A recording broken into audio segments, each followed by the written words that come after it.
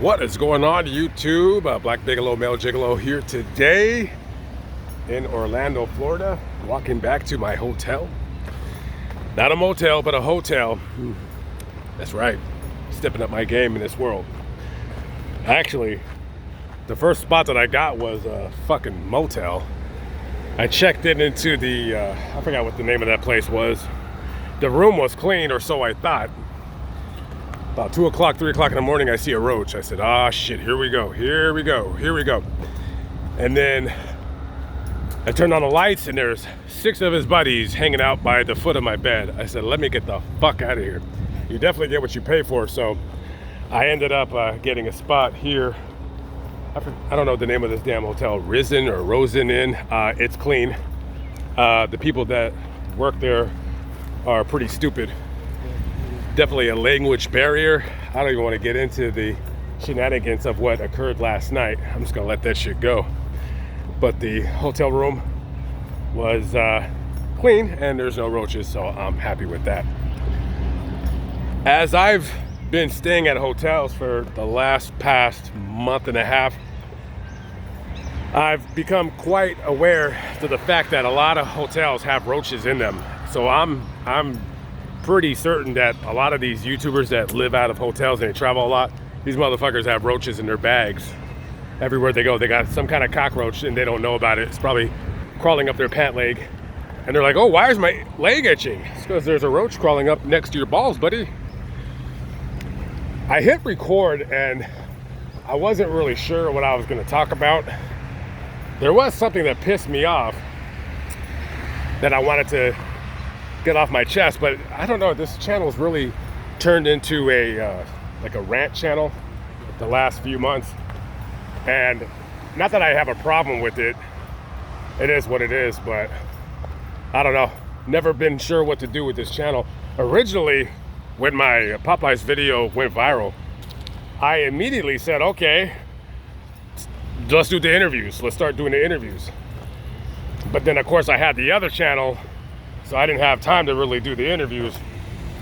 So I just kind of let it go to shit, which is fine with me. I just wish I didn't have all those fake subscribers on this channel. I wish I only had what I deserve, which is probably about 30,000 at best. That is a baby squirrel. Well, that's a new squirrel. Hey, Mr. Squirrel, what you doing? It is very hot and humid out here. So what the hell am I going to talk about? There has to be something on my mind. So I just got off the plane last night in leaving California. That was a fucking nightmare. Watch my other channel so you can find out what the fuck happened. That was bullshit. But that was my fault. I fucked up. Anyways, oh, we could talk about this. The two fat people on the plane. So I posted that I seen 2 fat people, right? Now, they weren't like 500 pounds fat. They were like 359 pounds fat.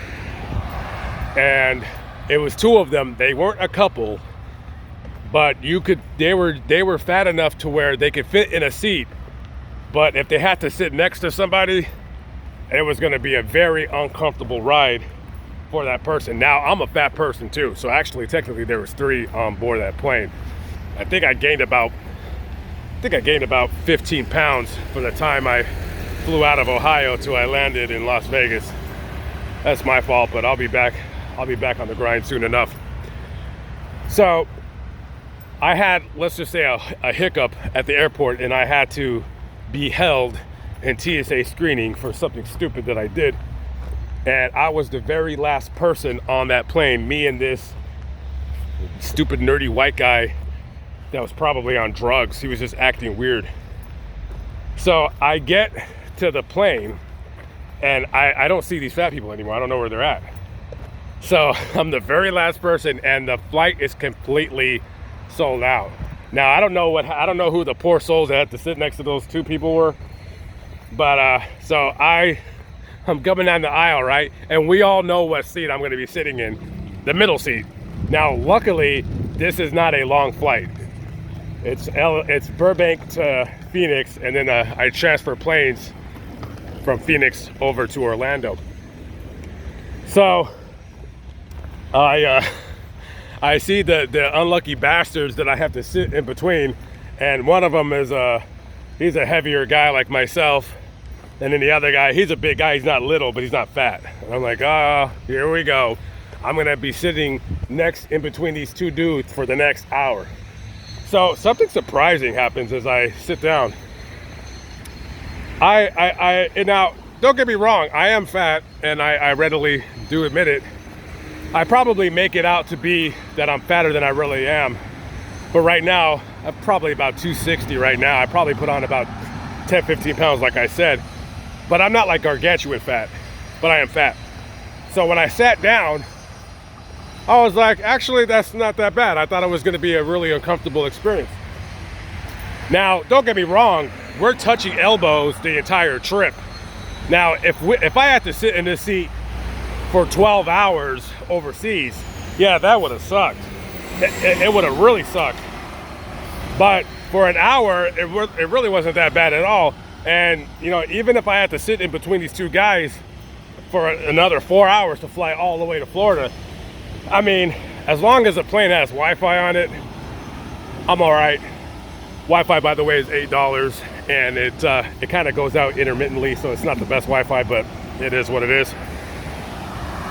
Turbulence on the second part of my trip got a little rocky. The girl sitting next to me on the second plane, she was married, nice looking. We didn't really talk the entire trip, which is good because I want to talk to you anyways. But we started talking towards the end because the fucking kid in the back of me kept kicking my seat. So we were just talking about whatever. She's like, oh, what do you do? I'm like, I'm a garbage man. And so that went pretty smoothly, the second part of the trip.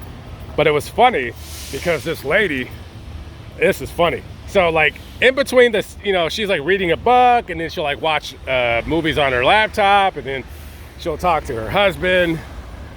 And there was 2 times where there was some, you know, like this, it was shaking like this. And it was so funny because she would stop what she's doing and she would just go, you have to see the look on her face, it was hilarious. She would go like, she would grab both the armrests and just like, she would brace for impact. She wasn't making me nervous, but I was like, damn, this woman is like, you know, I don't know. I mean, I haven't flown a lot in my life, but I would probably say that might have been the worst turbulence I've ever felt, which is it was bad, but it, you know, maybe 45 seconds at best. And yeah, that was so funny the way she was. No, but they were cool. And then we just started talking. They were from Boise. They had kids. They were coming for some religious conference. So anyways, I'm here. I'm in Orlando for CrimeCon. And I'm curious as to see what happens, who I run into. I know Chris Hansen's going to be there. And the only 2 people I want to meet and take a picture with is Chris Hansen. And what's that one guy's name? He has like a really creepy narrating voice. He used to work at NBC in Los Angeles. Keith, God, what's his name? He talks like this. He's like a really creepy. He would actually be a good guy to put on Forensic Files. I think he could take over that role. I forgot, his name is Keith something.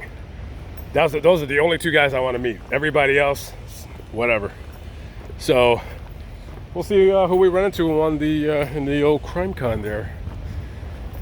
All right, guys, I just made it to my hotel. Thank God. I'm soaked. I need to take a shower. Catch you with you later. Peace out. Oh, I forgot my Bluetooth is not connected. I gotta stop it manually.